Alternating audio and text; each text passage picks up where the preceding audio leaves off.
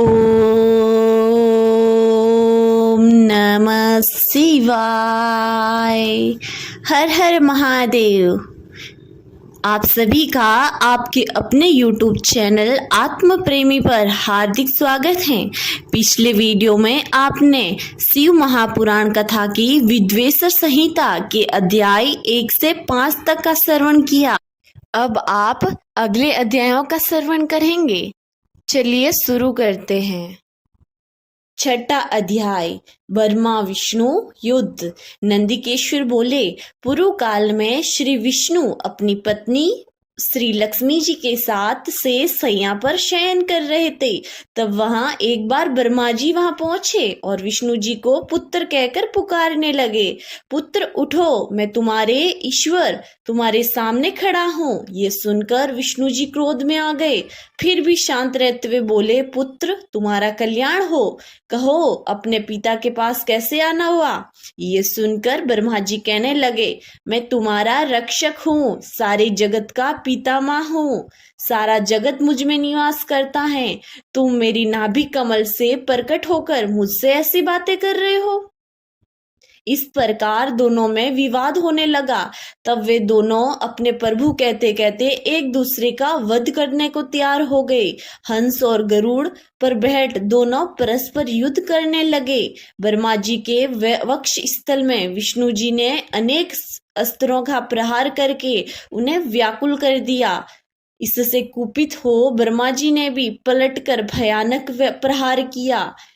उनके पारस्परिक आघातों से देवताओं में हलचल मच गई। वे घबराए और त्रिशूलधारी भगवान शिव के पास गए और उन्होंने सारी व्यथा सुना दी। भगवान शिव ने अपनी सभा में उमा देवी सहित सिंहासन पर विराजमान थे और मंद मंद मुस्कुरा रहे थे। 7वां अध्याय, शिव निर्णय। महादेव जी बोले, पुत्रों मैं जानता हूँ कि तुम ब्रह्मा और विष्णु के परस्पर युद्ध से बहुत दुखी हो। तुम डरो मत, मैं अपने गणों के साथ तुम्हारे साथ चलता हूँ। तब भगवान शिव अपने नंदी पर आरूढ़ हो देवताओं सहित युद्ध स्थल की ओर चल दिए। वहां छिपकर वे ब्रह्मा विष्णु कि युद्ध को देखने लगे। उन्हें जब यह ज्ञात हुआ कि वे दोनों एक दूसरे को मारने की इच्छा से महेश्वर और पाशुपात अस्त्रों का प्रयोग करने जा रहे हैं, तो वे युद्ध को शांत करने के लिए महाअग्नि के तुल्य एक स्तंभ रूप में ब्रह्मा और विष्णु के मध्य खड़े हो गए। महाअग्नि के प्रकट होते ही दोनों के अस्त्र स्वयं ही शांत हो गए। अस्त्रों को शांत होते देख ब्रह्मा और विष्णु दोनों कहने लगे, इस अग्नि स्वरूप स्तंभ के बारे में हमें जानकारी करनी चाहिए। दोनों ने उसकी परीक्षा लेने का निर्णय लिया। भगवान विष्णु ने शुक्र का रूप धारण किया और उसको देखने के लिए धरती में चले गए। ब्रह्मा जी हंस का रूप धारण करके ऊपर की ओर चल दिए।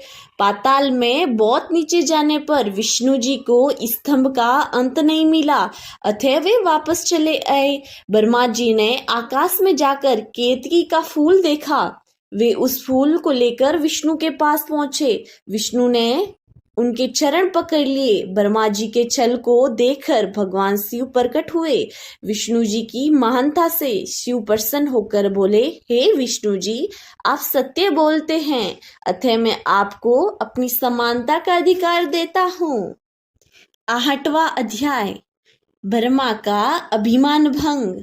नंदिकेश्वर बोले, महादेव जी ब्रह्मा जी के छल पर अत्यंत क्रोधित हुए। उन्होंने अपने त्रिनेत्र यानी तीसरी आंख से भैरव को प्रकट किया और उन्हें आज्ञा दी कि वह तलवार लेकर ब्रह्मा जी को दंड दे। आज्ञा पाते ही भैरव ब्रह्मा जी के बाल पकड़ लिए और उनका 5वां सिर काट दिया। ब्रह्मा जी डर के मारे कांपने लगे। उन्होंने भैरव के चरण पकड़ लिए तथा क्षमा मांगने लगे। इसे देख श्री विष्णु ने भगवान शिव से प्रार्थना की कि आपकी कृपा से ही ब्रह्मा जी को 5वां सिर मिला था, अतः आप इन्हें क्षमा कर दें। तब शिव जी की आज्ञा पाकर ब्रह्मा को भैरव ने छोड़ दिया। शिव जी ने कहा, तुमने प्रतिष्ठा और ईश्वर तत्व को दिखाने के लिए छल किया है, इसलिए मैं तुम्हें शाप देता हूँ कि तुम सत्कार, स्थान व उत्सव से विहीन रहोगे। ब्रह्मा जी को अपनी गलती का पछतावा हो चुका था। उन्होंने भगवान शिव के चरण पकड़कर क्षमा मांगी और निवेदन किया कि वे उनका 5वां सिर पुनः प्रदान करें।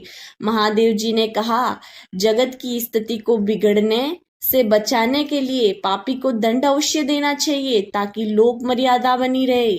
मैं तुम्हें वरदान देता हूँ कि तुम गणों के आचार्य कहलाओगे और तुम्हारे बिना यज्ञ पूर्ण होगा।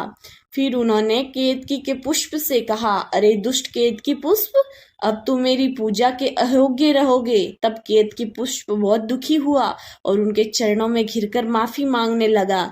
तब महादेव जी ने कहा, मेरा वचन तो झूठा नहीं हो सकता, इसलिए तुम भक्तों के योग्य होगा। इस प्रकार तेरा जन्म सफल होगा। 9वां अध्याय, लिंग पूजा का महत्व। नंदिकेश्वर कहते हैं, ब्रह्मा और विष्णु भगवान शिव को प्रणाम कर चुपचाप उनके दाहिने भाग में खड़े हो गए। उन्होंने पूजनीय महादेव जी को श्रेष्ठ आसन पर बैठाकर पवित्र वस्तुओं से उनका पूजन किया। दीर्घकाल तक स्थिर रहने वाली वस्तुओं को पुष्प वस्तु तथा अल्पकाल तक टिकने वाली वस्तुओं को प्राकृत वस्तु कहते हैं।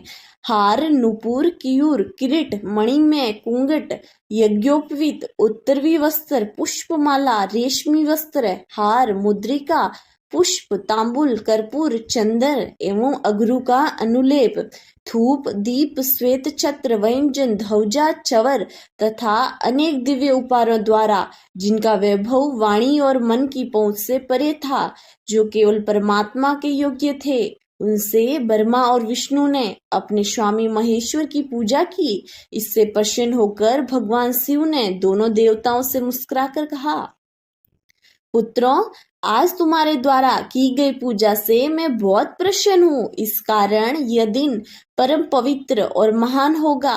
यह तिथि शिवरात्रि के नाम से प्रसिद्ध होगी और मुझे परम प्रिय होगी। इस दिन जो मनुष्य मेरे लिंग अर्थात निराकार रूप की या मेरी मूर्ति अर्थात साकार रूप की दिन रात निहार कर रहकर अपनी शक्ति के अनुसार निश्चल भाव से यथोचित पूजा करेगा, वह मेरा परम प्रिय भक्त होगा। पूरे वर्ष भर निरंतर मेरी पूजा करने पर जो फल मिलता है, वह फल शिवरात्रि को मेरे पूजा करके मनुष्य तत्काल प्राप्त कर लेता है। जैसे पूर्ण चंद्रमा का उदय समुद्र की वृद्धि का अवसर है, उसी प्रकार शिवरात्रि की तिथि मेरे धर्म की वृद्धि का समय है। इस तिथि को मेरी स्थापना का मंगलमय उत्सव होना चाहिए। मैं मार्गशीर्ष मास में आद्र नक्षत्र से युक्त पूर्णमासी या प्रतिपदा को ज्योतिर्मय स्तंभ के रूप में प्रकट हुआ था। इस दिन जो भी मनुष्य पार्वती सहित मेरा दर्शन करता है अथवा मेरी मूर्ति या लिंग की झांकी निकालता है, वह मेरे लिए कार्तिकेय से अधिक प्रिय है। इस शुभ दिन मेरे दर्शन मात्र से पूरा फल प्राप्त होता है। यदि दर्शन के साथ मेरा पूजन भी किया जाए तो इतना अधिक फल प्राप्त होता है कि वाणी द्वारा उसका वर्णन नहीं किया जा सकता। लिंग रूप में मैं प्रकट होकर बहुत बड़ा हो गया था, अतः लिंग के कारण ये भूतल लिंग स्थान के नाम से प्रसिद्ध हुआ। जगत के लोग इसका दर्शन और पूजा कर सके, इसके लिए ये अनादि और अनंत ज्योति स्तंभ अथवा ज्योतिर्मय लिंग अत्यंत छोटा हो जाएगा। यह लिंग सब प्रकार के भोग सुलभ कराने वाला तथा भोग और मोक्ष का एकमात्र साधन है। इसका दर्शन ईश्वर और ध्यान प्राणियों को जन्म और मृत्यु के कष्ट को छुड़ाने वाला है। शिवलिंग के यहाँ प्रकट होने के कारण यह स्थान अरुणाचल नाम से प्रसिद्ध होगा तथा यहाँ बड़े बड़े तीर्थ प्रकट होंगे। इस स्थान पर रहने या मरने से जीवों को मोक्ष प्राप्त होगा। मेरे 2 रूप हैं, साकार और निराकार। पहले मैं स्तंभ रूप में प्रकट हुआ, फिर अपने साक्षात रूप में। ब्रह्मा भाव मेरा निराकार रूप है तथा महेश्वर भाव मेरा साक्षात्कार रूप है। ये दोनों ही मेरे सिद्ध रूप हैं। मैं ही परम ब्रह्मा परमात्मा हूँ। जीवों का अनुग्रह करना मेरा कार्य है। मैं जगत की वृद्धि करने वाला होने के कारण ब्रह्म कहलाता हूँ। सर्वत्र स्थित होने के कारण मैं ही सबकी आत्मा हूँ। सर्ग से लेकर अनुग्रह तक जो जगत संबंधी 5 कृत्य हैं वे सदा ही मेरे ही हैं। मैं ब्रह्म रूपता का बोध कराने के लिए पहले लिंग प्रकट हुआ, फिर अज्ञात ईश्वर तत्व का साक्षात कराने के लिए मैं जगदीश्वर रूप प्रकट हो गया। मेरा सकल रूप मेरे ईश्वर तत्व का निष्कल रूप मेरे ब्रह्म स्वरूप का बोध कराता है। मेरा लिंग मेरा स्वरूप है और मेरे सामीप्य की प्राप्ति कराने वाला है। मेरे लिंग की स्थापना करने वाले मेरे उपासक को मेरी समानता की प्राप्ति हो जाती है तथा मेरे साथ एकत्व का अनुभव कराता हुआ संसार सागर से मुक्त हो जाता है। वह जीते जी परमानंद की अनुभूति करता हुआ शरीर का त्याग कर शिवलोक को प्राप्त होता है, अर्थात मेरा ही स्वरूप हो जाता है। मूर्ति की स्थापना लिंग की अपेक्षा गौण है। ये उन भक्तों के लिए है जो शिव तत्व के अनुशीलन में सक्षम नहीं है। तो दोस्तों, ये थे विद्वेष संहिता के अध्याय 8 तक। मुझे पूरी उम्मीद है आपको महाशिवरात्रि पर्व मनाने का कारण जानकर बहुत खुशी हुई होगी। आपको वीडियोस बहुत पसंद आ रही हैं। लाइक करते रहिए और चैनल को सब्सक्राइब करना मत भूलिएगा। और हाँ, कमेंट में हर हर महादेव लिखिए। मिलते हैं अगले वीडियो में। तब तक के लिए जय भोलेनाथ।